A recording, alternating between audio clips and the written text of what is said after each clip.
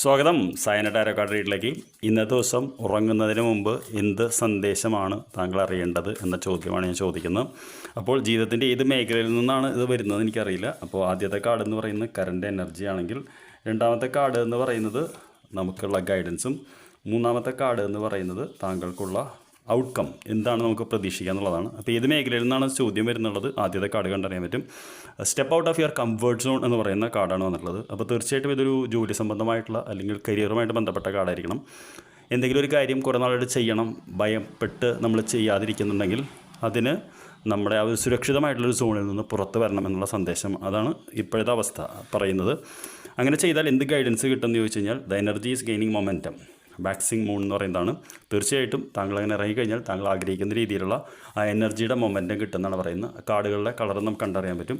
അങ്ങനെ നമ്മൾ മൊമെൻറ്റം കിട്ടിയാൽ എന്ത് റിസൾട്ടാണ് നമുക്ക് കിട്ടുക എന്ന് ഞാൻ ചോദിച്ചപ്പോൾ, confidence is your key to success ഉള്ളതാണ്. ന്യൂ മൂൺ എന്ന് പറയും. അപ്പോൾ പുതിയ ചന്ദ്രൻ എന്ന് പറയുമ്പോൾ നമുക്കറിയാലോ, ഇത് കാലഘട്ടം കഴിഞ്ഞ് പുതിയത് വരുന്നതാണ്. ഇതിൽ ലിയോ എന്ന് പറയുന്ന കാർഡാണ്, സിംഹത്തിൻ്റെ പടമാണ് കാണുന്നു. തീർച്ചയായിട്ടും ഇത് കരിയർ ആയിട്ട് ബന്ധപ്പെട്ട റീഡായിട്ടാണ് എനിക്ക് തോന്നുന്നത്. അപ്പോൾ താങ്കളുടെ തൊഴിൽ മേഖലയിൽ താങ്കൾ എന്തെങ്കിലും പുതിയ കാര്യം തുടങ്ങണം, അത് സമയമായിട്ടില്ല, പെർഫെക്ഷനിസം ഒക്കെ നോക്കി നിൽക്കുന്നുണ്ടെങ്കിൽ അത് ഒന്ന് പുനർവിചിന്തനം ചെയ്യാനും നമുക്ക് ആ കംഫർട്ട് സോണിൽ നിന്ന് പുറത്തേക്ക് വരാനും ചെയ്താൽ തീർച്ചയായിട്ടും താങ്കൾക്ക് ആത്മവിശ്വാസത്തോടു കൂടി ഒരു ഇത് കിട്ടുമെന്നാണ് പറയുന്നത്. I wish you good night. നാളെ രാവിലെ കാണാം.